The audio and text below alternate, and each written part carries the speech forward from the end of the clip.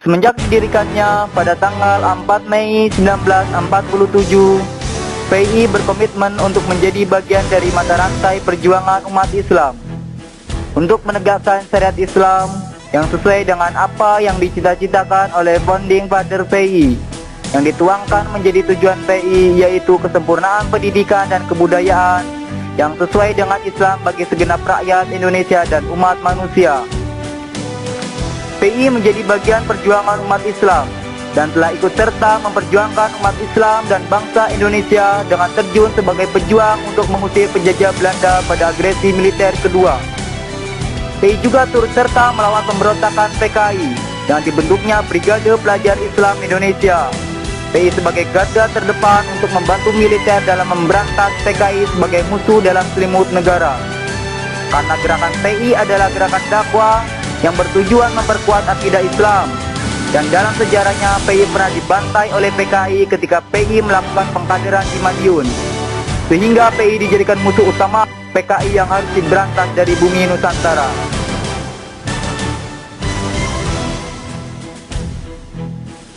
Setelah PII dan umat Islam berhasil melawan penjajah dan komunis, PII harus melawan bangsanya sendiri ketika Soeharto menjadi presiden karena kebijakan asas tunggal. Seluruh organisasi kemasyarakatan maupun partai diwajibkan menggunakan Pancasila sebagai asasnya.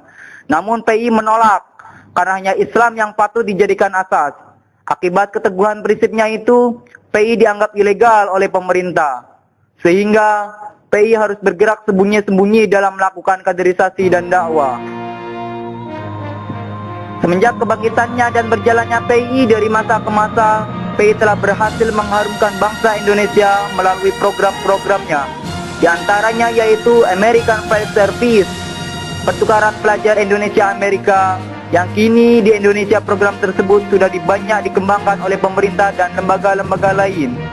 Pendirian Yayasan Bintang Pelajar, guna pengabdian kepada pelajar Indonesia dalam bimbingan pelajar, beasiswa, asrama pelajar, dan lain-lain.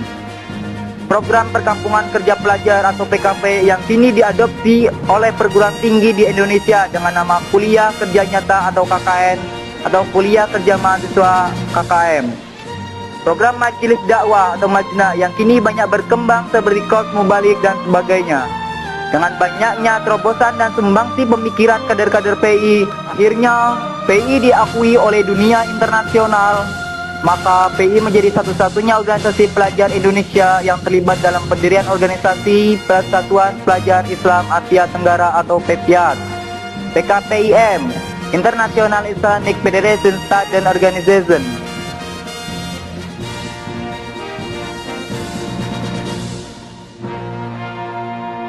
PII juga melakukan gerakan revolusi jilbab di Indonesia yang akhirnya menjadi pelopor gerakan untuk menggerakkan masyarakat menyuarakan hak asasi umat muslim untuk menggunakan jilbab di Indonesia. Akhirnya PII pun berkembang hingga ke luar negeri dan terbentuknya pengurus perwakilan PII Mesir, Malaysia, Pakistan, dan berbagai negara Islam di dunia.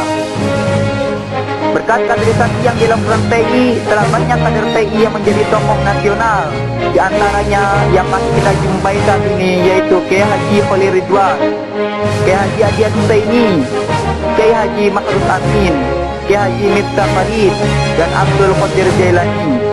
Dari kalangan politisi dan pengusaha ada Yusuf Kala yang pernah menjadi wakil presiden RI periode 2004 sampai 2009. Ada Tan Sri Abeng, Sudutrisno Bahir yang kini menjabat sebagai Ketua Perhimpunan Pusat Keluarga Besar Pelajar Islam Indonesia periode 2011-2015. Dari negarawan ada Profesor Dr. Jimli Asidiki, Profesor Dr. Rashid Rashid, Dr. Sofyan Jalil, Siti Fadila Supari, Dahlan Iskan.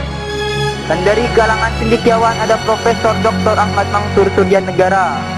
Dan dari sastrawan ada Taufik Ismail, dan masih banyak lagi tokoh nasional yang memiliki hero perjuangan Islam yang kuat.